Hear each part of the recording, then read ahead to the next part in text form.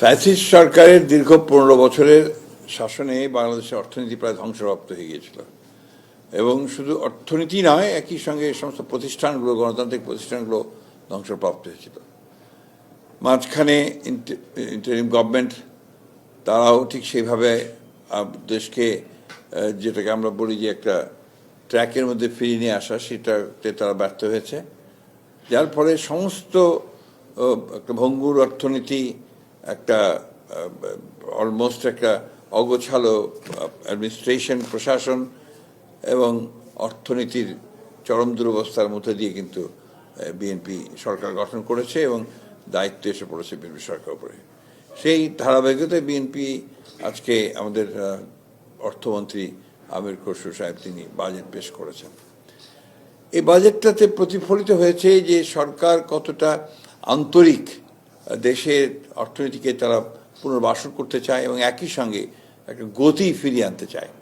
এর সবচেয়ে বড় দিক হচ্ছে, যেটা আমার কাছে মনে হয়েছে, যে সম্পূর্ণ একটা ক্রিয়েটিভ বাজেট বলবো আমি এটাকে। এর মধ্যে অনেক কতগুলো পদক্ষেপ নেওয়া হয়েছে যে পদক্ষেপগুলো আমরা কেউ চিন্তাও করতে পারে না।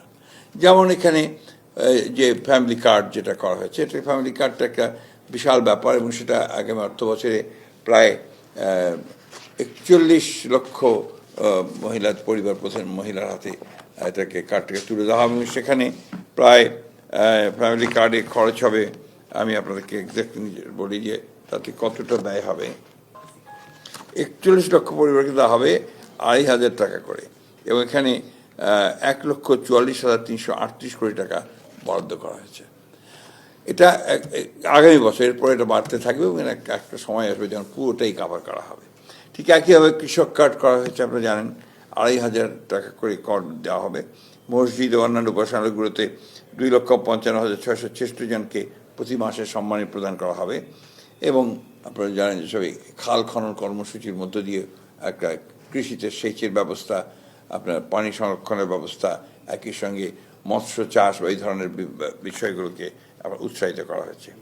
সবচেয়ে বড় আমার কাছে যে জিনিসটা ভালো লেগেছে যে আপনার দেশীয় উৎপাদনের ক্ষেত্রে যারা বিভিন্ন খাতে উৎপাদন করতে যাবেন, বিনিয়োগ করতে যাবেন, তাদেরকে যে প্রণোদনা দেওয়া হয়েছে, এটা আগে কখনো দেওয়া হয়নি এবং সমস্ত কর রেয়াত দেওয়া হয়েছে এবং অন্য সব রকমের সুবিধা প্রদান করা হয়েছে। এবং যেখানে যেগুলো আমাদের দেশে উৎপাদন হয় সেগুলোকে প্রোটেকশন দেওয়ার জন্য বিদেশ থেকে আমদানি করার ব্যাপারে কিন্তু সেখানে কর আরোপ করা হয়েছে, অর্থাৎ প্রোটেকশন পুরোপুরিভাবে দেওয়া হয়েছে। কৃষির ক্ষেত্রেও আপনারা কীভাবে করা হয়েছে এবং আমাদের যেটা যে ক্রিয়েটিভ যে আপনার ইকোনমি যেটাকে বলছে তারা, এটা অত্যন্ত নতুন ধরনের একটা চিন্তাভাবনা। এই স্পোর্টস ইকোনমিতে আপনার বলছে জাতীয় দলের খেলোয়াড়দের মাসিক সম্মানী প্রদান করা হচ্ছে, নতুন 20 স্পোর্টস আয়োজন করা হবে এবং স্কুল খেলাগুলোকে আবার চালু করা হচ্ছে। একই সঙ্গে আপনার 12 থেকে 14 বছরের প্রতিভান ক্রীড়া শিক্ষার্থীদেরকে বৃত্তি প্রদান করা হবে এবং 64 জেলায় 64 স্পোর্টস ভিলেজ প্রতিষ্ঠা করা হবে। এগুলো সম্পূর্ণ নতুন চিন্তা এবং একই সঙ্গে আপনার সংস্কৃতির ক্ষেত্রেও কিন্তু একইভাবে আপনার সংস্কৃতিকে পুরোপুরিভাবে একটা ইকোনমির মধ্যে নিয়ে আসার চিন্তাভাবনা করা হচ্ছে। এগুলো হচ্ছে আপনার সম্পূর্ণ নতুন চিন্তাভাবনা। যেমন একটি গ্রাম একটি পণ্য উদ্যোগের আওতায় মৃৎশিল্প, বুনন শিল্প, শীতলপাটি, শতরঞ্চি সহ সব ধরনের ক্রিয়েটিভ পণ্য চিহ্নিতকরণের উদ্যোগ নেওয়া হয়েছে এবং সেগুলোকে বাজারজাতকরণের ব্যবস্থা করা হবে। লোক সংস্কৃতি হস্তশিল্পের আন্তর্জাতিক বাজার প্রসার করার চেষ্টা করা হবে। ঢাকার পূর্বাঞ্চলে 160 একর জায়গার উপর পিপিপি মডেলে বিশ্বমানের একটা ক্রিয়েটিভ হাব স্থাপন করা হবে। এই জিনিসগুলো হচ্ছে আপনার, আমি মনে করি যে সম্পূর্ণ নতুন ধরনের চিন্তাভাবনা, এগুলো আমাদের ইকোনমিকে বহুদূর সামনের দিকে এগিয়ে নিয়ে যাবে। কর্মসংস্থান বৃদ্ধি করার সমস্ত চেষ্টা করা হয়েছে। এখানে এসএমই খাতের বিকাশের সহজ শর্তে ঋণ বিতরণ করা হবে আপনার 2,000 কোটি টাকা। প্রবাসী কর্মীদের সামগ্রিক কল্যাণ নিশ্চিত করে প্রবাসী কার্ড দেওয়া হবে। হাইটেক পার্কে 15,000 জনের কর্মসংস্থান সৃষ্টি করা হবে। গ্রামীণ সড়ক সংরক্ষণে 400 কোটি টাকা, 35,000 নারীর কর্মসংস্থান সৃষ্টি হবে, যে রাস্তাগুলোকে আপনার কেটে ড্রেসিং করে গ্রামীণ, যেটা আপনার আমাদের এলজিইডি এবং অন্যান্য ডিপার্টমেন্ট করে।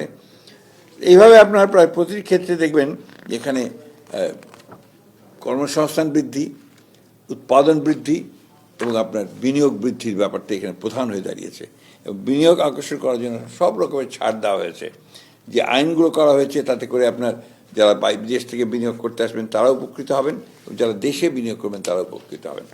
শিক্ষা খাতে এখানে আগে ছিল আপনার জিডিপির 1.39%, সেটাকে বৃদ্ধি করে 2% উন্নীত করা হয়েছে। স্বাস্থ্য খাতে আগে ছিল 0.58, সেটাকে এখন 1.01-এ উন্নীত করা হয়েছে এবং ব্যাপক পরিবর্তন আপনার স্বাস্থ্য খাতে নিয়ে আসা হচ্ছে। এই বিষয়গুলো কিন্তু অর্থনীতিকে অত্যন্ত দ্রুততার সঙ্গে একে আপনার সচল করবে এবং আমরা আশা করি যে খুব দ্রুত বাংলাদেশের অর্থনীতি আবার ঘুরে দাঁড়াবে। আমাদের প্রধানমন্ত্রী জনাব তারেক রহমান সাহেবের নির্দেশে, তার চিন্তা ভাবনাগুলোর মধ্যে নিয়ে আমাদের অর্থমন্ত্রী আমির খসরু সাহেব অর্থ মন্ত্রণালয়ের সকলের সহযোগিতা নিয়ে বিভিন্ন স্টেক হোল্ডারদের সঙ্গে কথা বলে আমার মনে হয় যে আপনার বাজেটটা করা হয়েছে।